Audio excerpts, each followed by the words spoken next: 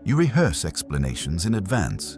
You feel a subtle pressure to get approval before moving forward. That's how autonomy erodes, not through force, but through doubt. A person who respects you may disagree. They may offer a different perspective, but they don't make you feel incompetent for choosing differently, and they don't position themselves as the permanent authority over your life. Notice how these conversations end. Do you walk away feeling clearer or smaller, more grounded or mentally exhausted? If you consistently feel the need to defend your reasoning while they remain unexamined, something is off. From a Stoic lens, this behavior often comes from insecurity disguised as superiority. By keeping you uncertain, they maintain a sense of control. By questioning your direction, they avoid having to confront their own lack of movement. Epictetus reminded us that no one can hinder our will without our consent. But consent can be given quietly, through over-explaining, over-justifying, and seeking validation where it isn't freely offered. Here's the shift Stoicism invites. You don't argue, you don't convince, you don't seek agreement. You simply decide and let your actions carry the weight. This doesn't mean becoming closed or arrogant. It means recognizing that not everyone deserves access to your reasoning process. Some people use information not to understand you, but to undermine your confidence. When you notice that pattern, the solution is distance. Not emotional distance, but informational distance. You share less. You explain less. You move more. Clarity strengthens when you stop defending choices that are already aligned with your values. So there's a quiet power in saying nothing and continuing forward. No justification, no debate, just consistency. Because someone who is truly on your side doesn't need to interrogate your every step. They trust that you are capable of learning, adjusting, and growing, just as they expect for themselves. And if a person only feels secure when your decisions remain uncertain, that insecurity will always work against you. Recognize it early. Adjust calmly. And remember this Stoic truth. Your life is not a committee decision. As we move to the next sign, this theme deepens, because questioning your decisions is often only the surface of a much larger pattern of control. 4. They keep you emotionally dependent. Some forms of control don't rely on criticism or doubt. They rely on comfort, on closeness that feels supportive on the surface, but slowly weakens your ability to stand on your own. At first, this kind of person feels safe. They listen closely. They remember details. They position themselves as the one who truly understands you. When you're unsure, they're there. When you're overwhelmed, they step in. And over time, a quiet assumption forms. You function better with them than without them. That's where dependency begins. Notice how often they make themselves essential. They encourage you to come to them for reassurance, for decisions, for emotional grounding. Not in a forceful way, but in a consistent one. Slowly, you stop checking in with your own judgment first. You check in with them. From a Stoic perspective, this is a serious imbalance. Stoicism teaches self-sufficiency of the mind, and not isolation, but inner independence. When someone becomes your emotional regulator, your center of gravity shifts outside yourself. You may still feel supported, but you are no longer anchored. This pattern often hides behind phrases that sound caring. You don't have to deal with that alone. Just talk to me before you decide. I worry when you don't lean on me. Again, nothing overtly harmful, but ask yourself what happens when you don't lean on them. Do they become distant? And do they seem offended? Do they frame your independence as coldness or disloyalty? That reaction matters. A person who wants you strong encourages your independence, even when it means being needed less.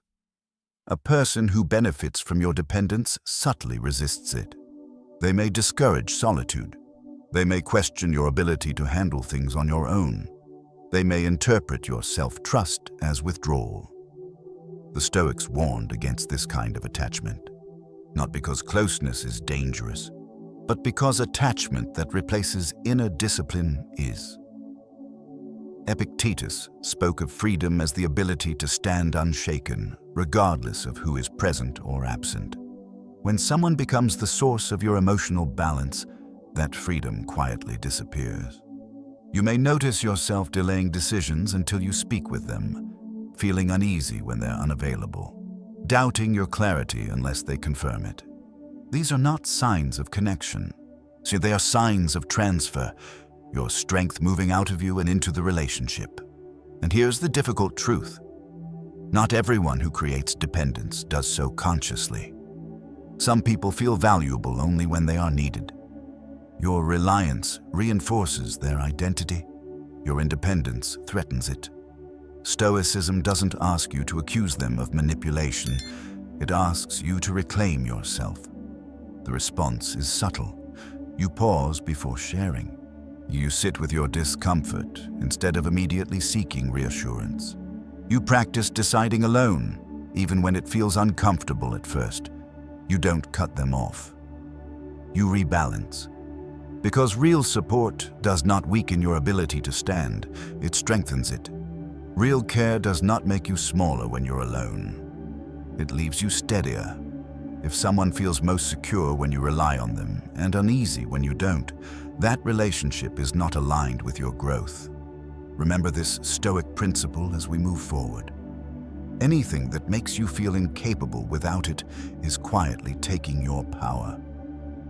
The next sign builds on this, because emotional dependence often opens the door to a more subtle form of competition, one that hides behind closeness and comparison. 5. They subtly compete with you. Not all competition announces itself. Some of it hides behind jokes, comparisons, and casual remarks that seem harmless in isolation. But when you step back, a pattern emerges, one where closeness quietly turns into rivalry. This kind of person doesn't challenge you openly. They don't say, "I want to beat you." Instead, they keep score in silence. When you share a win, they acknowledge it briefly, then redirect the focus to themselves. When you mention progress, they respond with a story that places them slightly ahead. When you struggle, they suddenly become calm, confident, even reassuring. Again, nothing overt. But over time, you begin to sense that every exchange carries an invisible comparison. Stoicism urges us to pay attention to emotional aftereffects. Ask yourself, after interactions with this person, do you feel encouraged or quietly measured?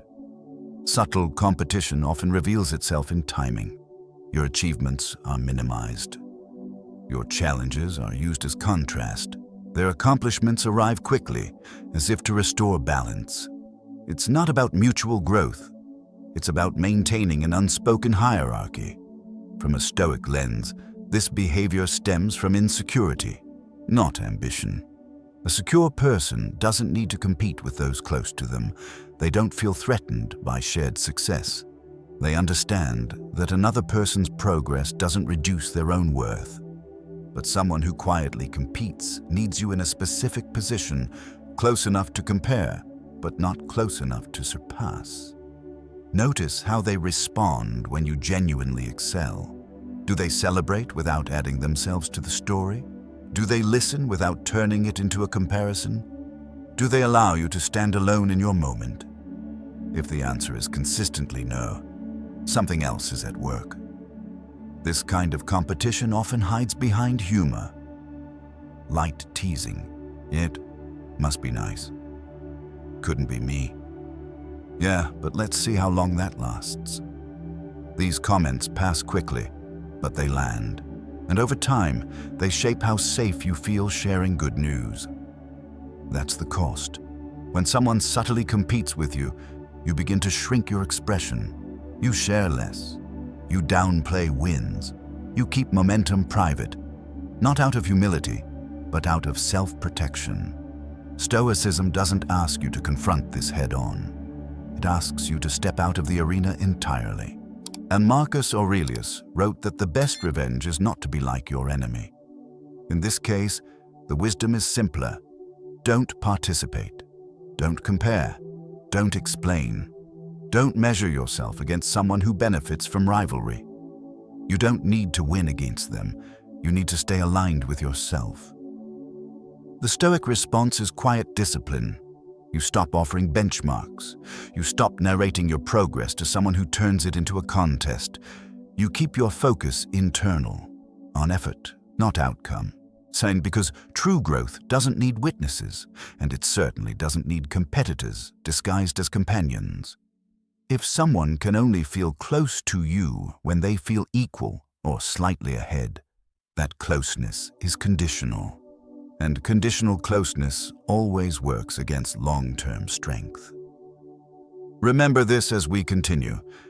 Anyone who needs to compare themselves to you cannot fully support you. The next sign deepens this further, because subtle competition often drains something even more valuable than confidence: your energy. 6. You feel drained, not strengthened. After interactions, one of the most reliable signals is also the quietest: how you feel after spending time with someone. Not during the conversation, not in the moment, but afterward, when you're alone again, when the noise settles, when your body gives an honest report. With the right people, you may feel challenged, even stretched, but also clearer, steadier, more grounded in who you are. With the wrong ones, something else happens. So you feel tired in a way that sleep doesn't fix. Mentally heavy, slightly disconnected from yourself. This kind of exhaustion isn't dramatic. It's subtle. You might brush it off as a long day or a deep conversation, but when it repeats again and again, it stops being coincidence. Stoicism places great importance on internal states, not as emotions to indulge, but as information to interpret. The Stoics understood that the body and mind often recognize imbalance before the intellect does. Ask yourself this: after being with them, do you feel expanded or contracted, more capable or strangely diminished? Energy drain often appears where there is quiet tension. You may feel the need to stay alert around them, to choose words carefully, to manage their reactions. Even if nothing goes wrong, the effort itself costs you. This is especially dangerous when the relationship looks good on paper. There's no open conflict, no obvious harm, and just a persistent sense of fatigue that follows contact like a shadow. From a Stoic lens, this usually means one thing: you're carrying more than your share of the psychological load. You might be regulating their emotions, avoiding certain topics to keep the peace, downplaying your thoughts to prevent friction. Each adjustment seems small. Together, they drain you. Marcus Aurelius warned against allowing others to disturb the ruling center of your mind. And when interactions consistently pull you out of balance, they are interfering with that center, whether intentionally or not. Notice the pattern over time. Do you feel relief when plans get cancelled? Do you need time alone just to feel like yourself again? Do you rehearse conversations before they happen? These are not signs of depth, they are signs of depletion.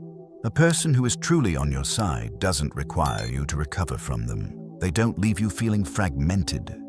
Even difficult conversations with the right people tend to leave you clearer, not emptied. Here's the uncomfortable truth. Some people draw energy simply by being the emotional reference point. They don't necessarily intend harm, but their presence demands attention, adjustment, and containment. And that demand never fully rests. Stoicism doesn't ask you to label them as toxic. It asks you to respect your limits. The response is simple, but not easy. You shorten exposure. You protect your time. And you stop pushing past fatigue out of politeness or loyalty. You allow yourself to notice what your nervous system has been signaling all along. Energy is not infinite, and it is not meant to be constantly managed for others. When you ignore this sign, you begin living at a deficit. When you honor it, something powerful happens. Your clarity returns. Your patience deepens. Your sense of self stabilizes. This is why the Stoics valued tranquility, not as comfort, but as strength. A calm mind has power. A drained one becomes vulnerable. Remember this principle moving forward. Anyone who consistently leaves you depleted is taking more than they give, regardless of their words. The final sign brings all of these threads together, because when someone quietly works against you, the truth often becomes undeniable at one crucial moment, when you begin to outgrow them. 7. They never truly want you to outgrow them.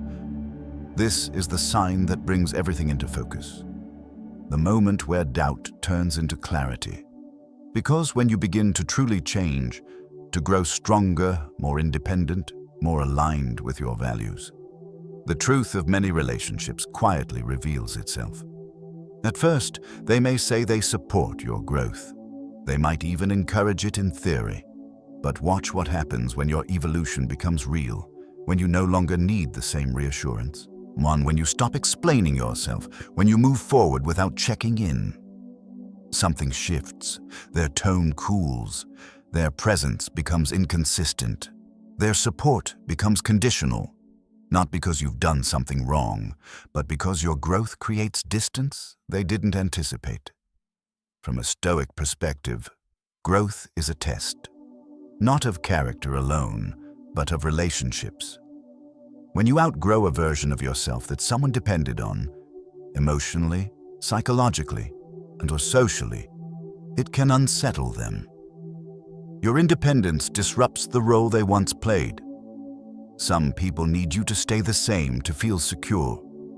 They were comfortable when you struggled, comfortable when you sought validation, comfortable when you needed guidance or approval. But as you strengthen, those dynamics weaken. And for someone who quietly worked against your autonomy, that change feels like loss of control. You may notice subtle resistance.